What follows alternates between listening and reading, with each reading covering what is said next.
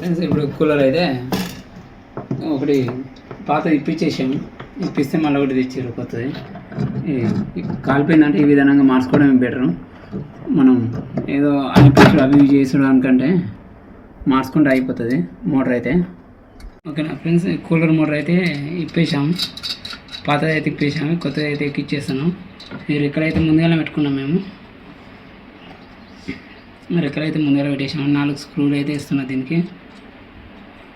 ఓకేనా, కలెక్షన్ ఇస్తున్నప్పుడు చూపిస్తాం. మళ్ళీ ఇక్కడ కలెక్షన్ ఇస్తాం కదా, అప్పుడు కలెక్షన్ ఇస్తున్నప్పుడు చూపిస్తాను నేను. ఓకేనా, ఇది అక్కడ సైడ్ పోయేటట్టు పెట్టుకోకూడదు, ఇక్కడ సైడ్ వచ్చేటట్టు పెట్టుకోవాలి. కండెన్సర్ అనేది కిందకు ఉండాలి. ఓకేనా, ఈ విధంగా పెట్టుకున్నాం అనుకో వైర్ కొద్దిగా దగ్గరికి అవుతుంది, ఇలాగా అందుతుంది. లేదనుకో తిప్పుకోవాల్సి వస్తుంది. ఇది న్యూట్రల్, ఇది హై స్పీడు, ఇది మామూలు స్పీడ్ ఉంటుంది, ఇది లో స్పీడు. ఓకేనా, ఈ విధంగా ఇది న్యూట్రల్, డైరెక్ట్ అన్నట్టు కంటిన్యూటీ డైరెక్ట్ ఉంటుంది.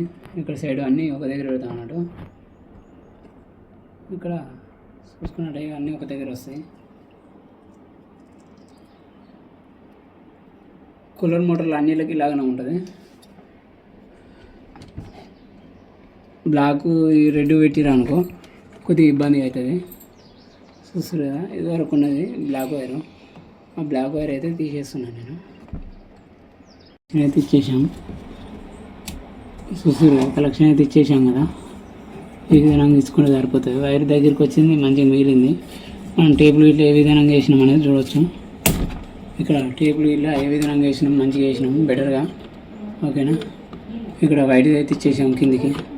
ఇక్కడ ఇది ఇచ్చినాం కదా బ్లాక్ వైరు, ఇక్కడ రెడ్ వైర్ ఇచ్చినాం. ఇక్కడ న్యూట్రల్ అని చెప్పినా కదా బ్లూ వైరు ఇక్కడ ఇచ్చేసాను. ఇక్కడ చూపించిన ఇక్కడ చూసుకున్నట్టయితే టేబుల్ ఇట్లా వేసేసాము. ఇక్కడ ఇలా ఈ విధంగా వైర్లు ఊగులాడకుండా టేబుల్ వేసుకోవాలి. ఈ విధంగా ఇట్లా టేప్ వేసేసాను కండెన్సర్కి ఇలా.